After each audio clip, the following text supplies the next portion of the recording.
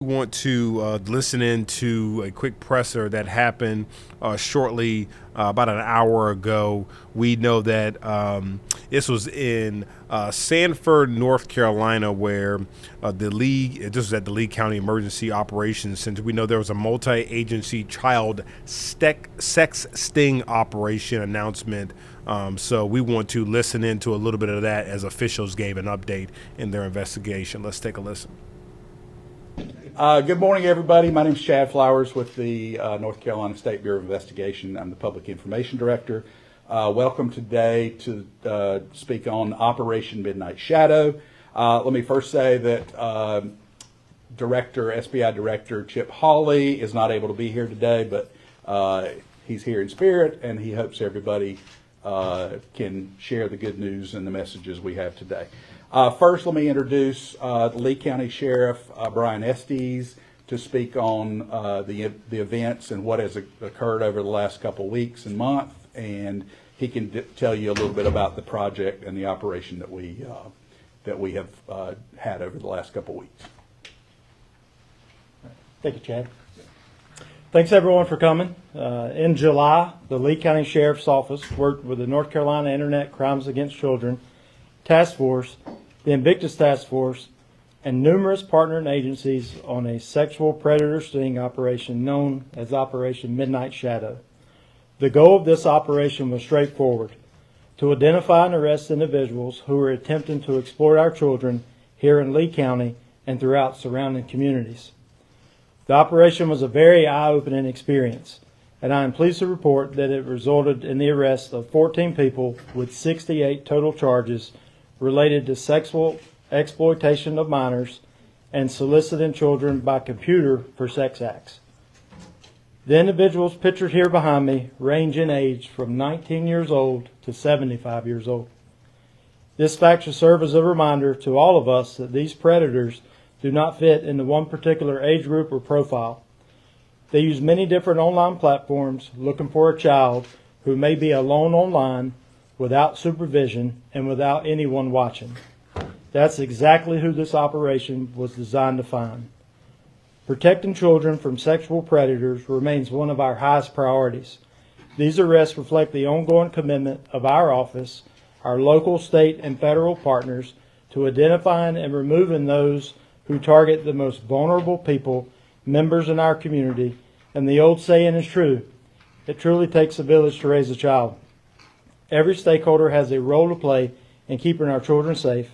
We need every one of those stakeholders to take that responsibility seriously. Parents, you have an especially important role. We need parents to be engaged with their children, to know what they're doing online, to monitor the platforms that they're using, and most importantly, to know who they're communicating with. I also want to emphasize that an operation like this does not happen without the people standing in this room and the agencies they represent. I would like to recognize all of my employees for their hard work and dedication to assure Operation Midnight Shadow ran smoothly. I want to thank the following agencies that worked together to make this operation possible, starting with the following sheriff's offices: Alamance County, Cumberland County, Davidson County, Forsyth County, Moore County, New Hanover County, Randolph County, and Rockingham County. The following police departments: Burlington, Fayetteville, Las Vegas Metro, Liberty, Mint Hill, Nashville, Piedmont Triad Airport, Sanford, and the Siler City Police Department. The FBI Las Vegas Field Office, Director Chip Hawley and the North Carolina Bureau of Investigation, the Invictus Task Force, Homeland Security Enforcement and Removal Operations, the Lee County District Attorney's Office, Emergency Services, the Fire Marshal's Office, Lee County School System, Lee County Clerk's Office, and the Lee County Register of Deeds.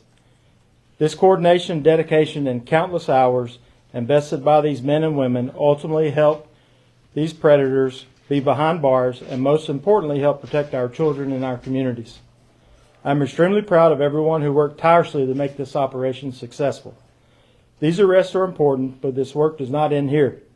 If you're targeting a child, attempting to exploit a child, or using the internet to prey on a child, I want you to understand this: We will use every resource available to identify you, find you, and hunt you down. Thank you.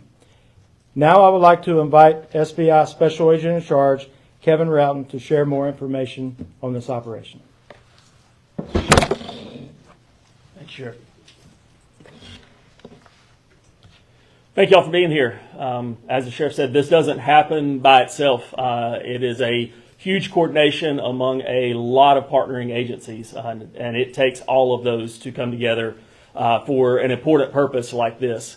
This operation was a two-part operation. Part of that operation was the undercover chat side of it, where we had undercover investigators online that were posing as children or offering a child for a sex act. And then we also were investigating cyber tips. Cyber tips come from the National Center for Missing and Exploited Children. They run what's known as the cyber tip line. We have seen a massive increase in cyber tips over the last few years.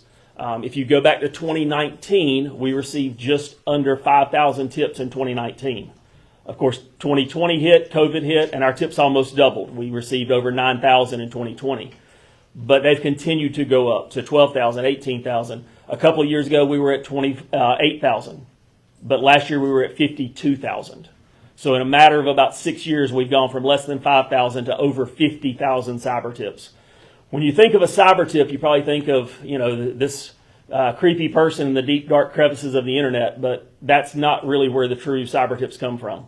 Last year, over 80% of our cyber tips came from household names you probably know, like Instagram, TikTok, Snapchat, Discord, Facebook, Google, and X, formerly known as Twitter. They made up over 80% of those cyber tips. So it's platforms that you may use every day, and certainly our kids are using every day. So we, as parents, need to make sure that we're educating and engaging with our kids so that we keep them safe online. Most parents do a really good job when their kid's about to walk out the door and asking them some questions of where are you going, who are you going to be with, when are you coming home. We don't ask those same questions about who they're talking to on the internet. We don't ask who they're talking to. We don't ask where they are or look at where they are, and we certainly don't monitor the amount of time that they're spending online and asking when they're going to be off or setting hours around that. I strongly encourage parents to be proactive in this to protect kids. There are plenty of predators out there looking to victimize a child. We have to educate our kids to protect themselves against these predators. Again, thank you for being here. Thank you to all of the agencies represented. This cannot happen without everyone pulling together and working together to make this a success. With that, Ray Dawson, who is the founder of the Invictus Project. Thank you, Kevin. So once again, to reiterate, the thanks to all of these agencies that have prioritized safeguarding our children. That is the utmost important commitment that we can make to our community. On behalf of the Invictus Project, I would like to just thank the community, right? Because there's a lot of moving parts that happen behind the scenes with resources and tools and the feeding these guys. There's a lot that goes into these operations. And one of our commitments with the Invictus Project is twofold. Number one is to ensure that our law enforcement partners have the tool and resources that they need to investigate these crimes. The results that you're seeing from this, from this operation are just a testimony of what law enforcement's capable of when they have those tools and resources and the operational freedom to investigate these crimes. Because as Sac Routon spoke to earlier, there's no shortage of these crimes happening. And this isn't in some faraway, distant land. These people are coming out of our communities. And it takes all of us to do our part in this, whether it be help secure funding for this effort, whether it be providing food and housing and other resources needed to conduct these operations. It takes all of us. And on behalf of the Invictus Project and our team that are committed to educating the community in this endeavor, we thank you guys for prioritizing this within your community. Thank you. Okay, we're going to open up the questions. If anybody has questions for one of the sheriffs or the directors. You said that Las Vegas agencies were, how were they involved exactly? So one of the online chatters had spoke to someone in Las Vegas that was going to fly here to meet with a child. And so they were arrested in Las Vegas. Okay. Yes, ma'am. What's the usual profile of a child molester, or is there a certain profile? So that's the one thing with me. This is eye-opening experience. There's really no particular profile, and that's why I mentioned earlier these predators that we were able to get between the ages of 19 and 75 years old really makes you question just how evil people can be, especially when you're out in the community, what their intentions are. But there's really no particular profile. Yes, ma'am. Related to the cyber tips, obviously that's a huge jump between 2019 and now. Other than the pandemic and what we've seen there, is more people at home and whatnot. What else is behind that huge jump? What are you guys seeing there? Okay. Sure. So there's a variety of things that I think contributes to that, part of that being the pandemic. And it really made sense in 2020 when those tips doubled, because we took all the kids out of classrooms and we took all the people out of offices and everybody was working remotely and virtual learning and all. It made sense. There were literally more people on the internet at the same time than ever before in the history of the world. What hasn't made sense from that is that our world is pretty much back to normal from a pandemic standpoint, and yet we've continued to see these rise. I would attribute it to a couple things. Number one, some of these companies are doing a better job of proactively trying to police their own platforms. And so as they look for more things on their platforms, that creates more reports. I would also say that our society is continually changing, that as things have gone more remote and social media has become even more prevalent, we're putting devices into kids' hands at a younger and younger and younger age. There's more platforms now, there's more opportunity now. And so I think the combination of those two things, more people looking in more places creates more reports, but definitely there are more kids online at a younger age and spending more time online than ever before as well. Yes, sir. Were any of these people that you arrested identified with cyber tips beforehand? Yes, part of this operation was investigation of some of those cyber tips that already existed, and part of this operation was the proactive undercover chat side of it. A question for Sheriff Assis. You described this as an eye-opening experience, and I'm sure you've handled things like this before, but why did you describe this incident like that? So one of the things that really startled me in the beginning, I think the first day, within, was it less than an hour, there was a person on the way to meet someone that they thought, was a small child. And sometimes I think people just forget how evil people are. It was just how many people were actually online looking to meet a child. Just, it's mind-boggling. Do you know if any of these 14 people were in any occupations surrounding children? Schools, anything like that? Not to my knowledge. We're out of this group. Yeah, I don't think there were. Do you know how many of them were repeat offenders? I know that this was partly a proactive approach. So none of the people that were arrested were registered sex offenders before, but I think this was probably just the first time that they've been caught. Were there any children that were involved in the arrest or during the operation at all that had to be rescued by any point? No, not during this operation. Lee County Schools is on there. Can you talk about their role in all this? We had utilized one of their facilities. Yes, sir. Are these people, are these all from Lee County, or are there other counties? They traveled from other counties as well. Yeah. Yes, sir. How many of these folks are local versus folks from out of town or upstate? Do we have a number? Is it? I know one of them was from, one of them is, Mr. Yan is from Las Vegas. Another gentleman was from Kentucky. We also had one from High Point, North Carolina. So it was outside of North Carolina as well as, folks in North Carolina. So a combination of both. So 11 from Lee County. And I believe one of the offenders that was arrested initially has also been rearrested and charged with additional crimes since their first arrest. So they've been arrested twice in this sting for sex-related crimes. Do you know who that is? Mr. Serrato. Mr. Serrato, who is, I think, right here, in the orange jumpsuit. Yes, ma'am. Obviously, the arrest of these people is just the first step in, holding them accountable. Can anybody talk to the rest of the process, what charges they'll face, how you guys can make sure that they aren't back on the internet doing this again? Well, yeah, you go ahead. You heard listed in the partners of this, the district attorney's office, and they were right there alongside of us through every step of this, making sure that all of the investigation was done exactly as it should be, and gathering that information so they had all of the information to be able to proceed forward with this and make successful prosecutions out of it. So they are fully aware of every aspect of this operation. They were fully aware of all of the charges, and you'll get a list of exactly what those charges are. And so it will go through our court system and the district attorney's office here, again, being very proactive in this with us. Yes, ma'am.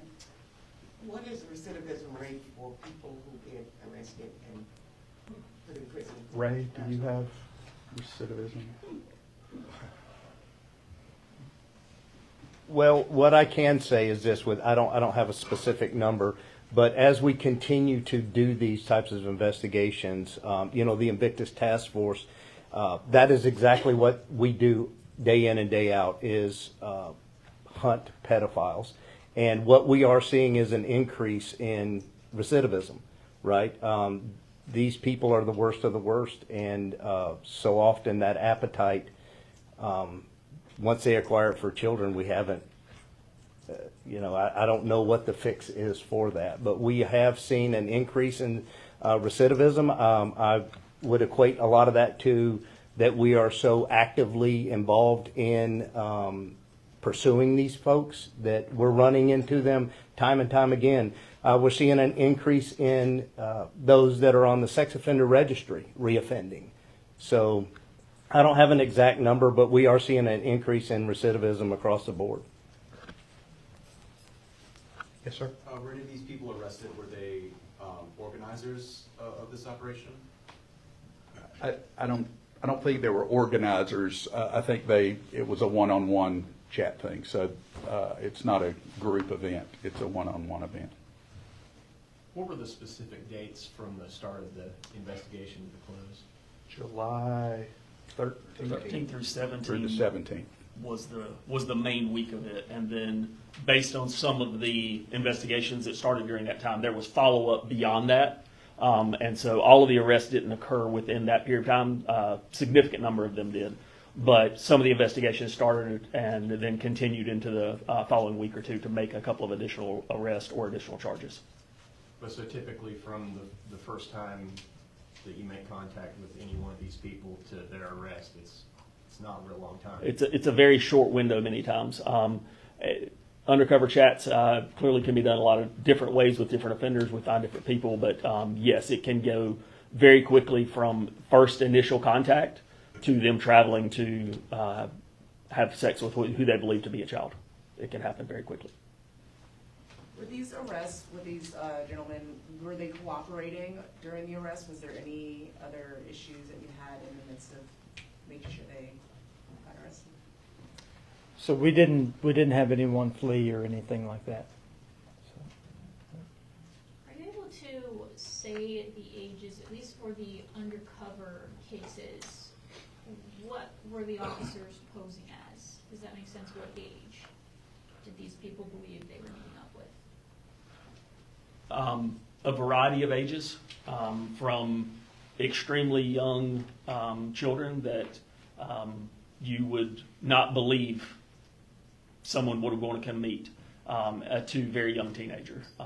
But a pretty wide range there with extremely young. You talked a little bit about the Las Vegas case and that arrest being made in Vegas. And it may be different for all these, but is the arrest typically made in the place where that person is? Is it made here when they arrive? How does that work? totally depends. In that case, he was arrested in Las Vegas by the Las Vegas Metropolitan Police Department. They also charged him, I think he had 19 total charges himself, and I think 12 of those charges were added by the Las Vegas Police Department. But each individual person was arrested either where they were or they came and were arrested wherever the location, the meetup location was. Can you say how many of those were here in Lee County? I don't know exactly how many actually came to Lee County specifically, Several of them did. Majority did. Okay. but 11 of the 14 were Lee County, or were arrested in Lee County. Yes, sir? We're not arrested in Lee County. Are they staying in Las Vegas or Kentucky, or are they coming here? I think the individual from Las Vegas is being brought back to North Carolina to stand charges on these, to the charges here.